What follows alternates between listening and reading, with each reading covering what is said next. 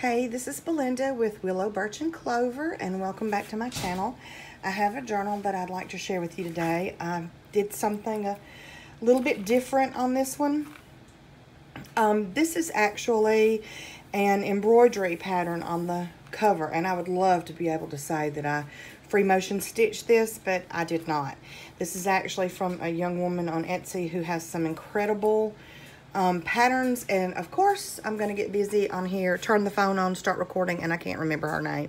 So I'm going to leave a link below to her Etsy shop, but it is a machine embroidery. This is not freehand. And the dress on her is actually a separate piece of fabric. I love that. It's a rough edge applique. I just think that is so rustic. And when I saw this piece, I knew I had to use it on a book.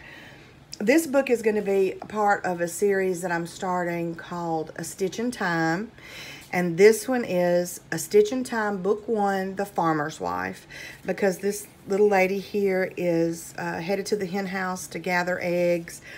I just loved it. Like I said, I can't say enough about it. Absolutely loved it. But this book is a hardcover, front and back. I use a hard chipboard, and on the spine it is chipboard, but it is a softer chipboard.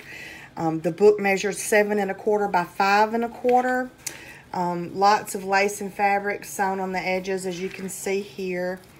And for a closure, I used a sparkly chain with some buttons dangling and put it on 2 clips like this. It gives you a little expansion room there.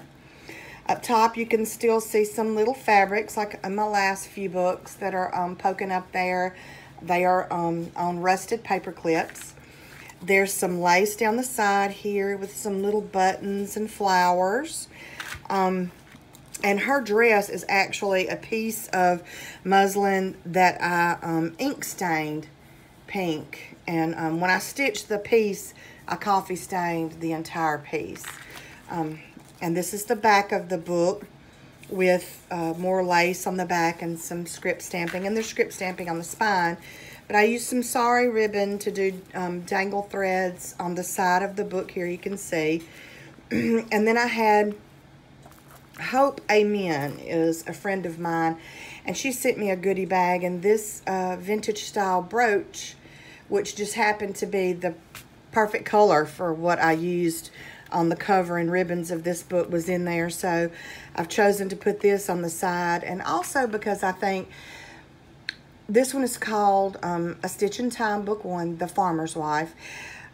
I was raised on a farm, and I know that no matter how tight money gets, those women always have 1 or 2 pretties that they stick back. There'll be family heirlooms, little pieces of jewelry like this, or you know, they cubby hole lace and things. So I just thought that was the perfect idea for a journal.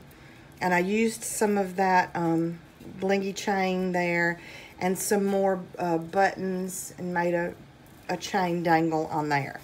Okay, so we're going to go inside. I hope you like it, because I'm really excited about this embroidery on front. I hope that you love it as much as I do. It just looks so different, and I haven't really seen this on the cover of other journals that I've noticed, you know, like a scene and embroidery. And I just absolutely love it. But anyway, and like I said, I put some buttons down here too. And you can see the little chickens pecking and the puppy dog. Just sweet. I didn't want it to be too thick on the inside, because I do have several pieces of ephemera in here that you'll see. And when you start writing and adding your own, it's going to get pretty thick pretty quick. So I just stamped with a vintage style stamp on the inside cover. And this is just coffee stain paper covered. And you can see the fabric that is lining the inside of the spine there. But there's lots of stamping in this one, like the little birds and lace. And there's a card there. And all of these are sewn around and backed with coffee stained paper to allow ease of writing. And this is a little birdie tag stuck in there. And there's the vintage sewing machine, like I imagine a farmer's wife would have. That flips open. And there's an ad from Montgomery & Ward catalog. $13.50, a new sewing machine. Isn't that nice? I wish we could go get a new sewing machine now for $13.50. But there's just, it's coffee stained. And like I said, it's script stamped. It's, you know, butterflies, There's some floral fabrics sewn on the side there. You see more stamping. Lots of sewing on the pages. This is an old seed catalog that I just reduced down the cover and made a tag out of it for this book. I may leave them large for some later, but for this one I just wanted tags out of the seed catalogs. And coffee staining, and there's another bird stamp.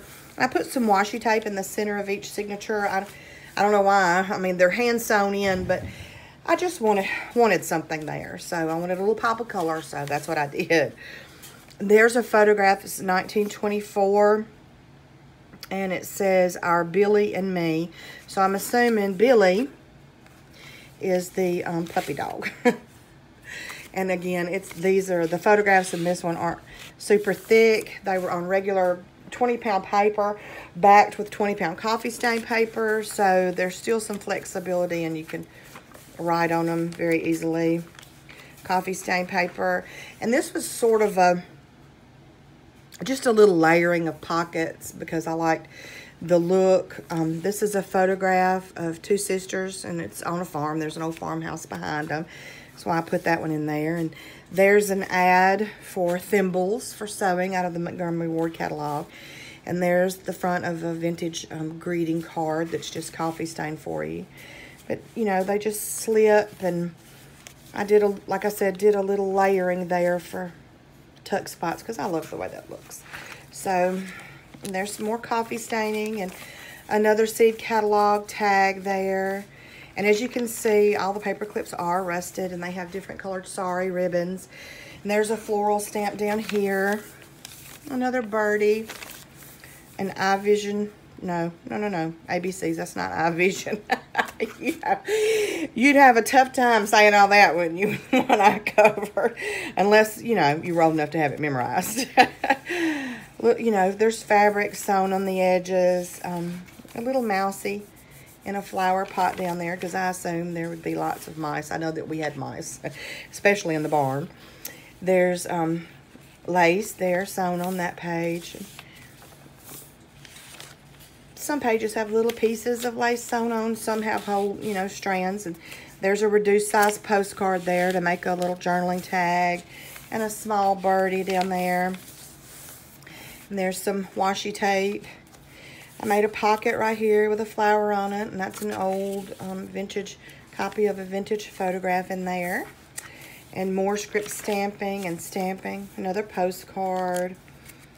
Let's get on. My fingers aren't working. And there's a butterfly that's punched out of some like dictionary style page. And there's three little birdies. I thought they were very, very sweet. And this is an ad for a box stove. $3.45. These are the ribbons. This is where I put the ribbons that are going along the edge here. So, you know, fabric down this page, stamping,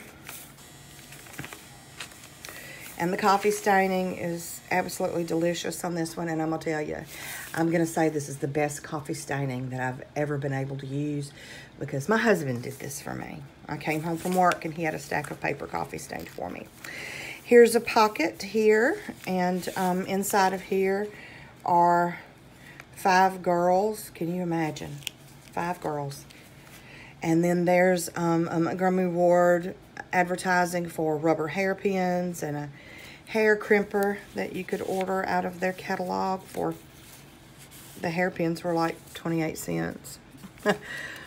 And there's an old receipt that I made a tag out of that you can write on the back. And more stamping with the little mice down there. I couldn't help but think of 3 blind mice because of the farmer's wife. She cut off their tail with a carving knife. So that's a piece of paper. Jib in there. More fabric. This is a gentleman with eggs that I thought fit the journal well. And another little mouse down there celebrating and having fun. Lace. Okay. And this is, I don't think I've used this copy of my ephemera before. This is actually First National Bank Savings Department. It's a savings book, and it is from Laurel, Mississippi. Now, Jones that's in Jones County, Mississippi. That's where my husband's from, is Jones County. They're still very rural, lots of farms. On the center, when you open it up, this family had a savings account of $214.70, which was a lot of money. You know, back in, this is from 53. That's a lot of money in 53. So they were doing pretty good on the farm. And of course, it's got some blank pages for you to journal in, and that just tucks in there. And then under here is another spring seed catalog cover that I reduced down to make a tag. And this is one of those. I've had one of these in one of my other books, but it's from Derek's Radio Service. And they repaired radios, you know, because people didn't have television sets, so you wanted to maintain that radio. And there's some vintage ephemera there with birds and floral stamping. You can see I just leave my strings. I think they just add to the look, more washi tape. And this one is really junk journal. There's a lot of mismatch of stuff, but it's all things I think a farmer's wife would have. These are medications, throat lozenges, soda mints.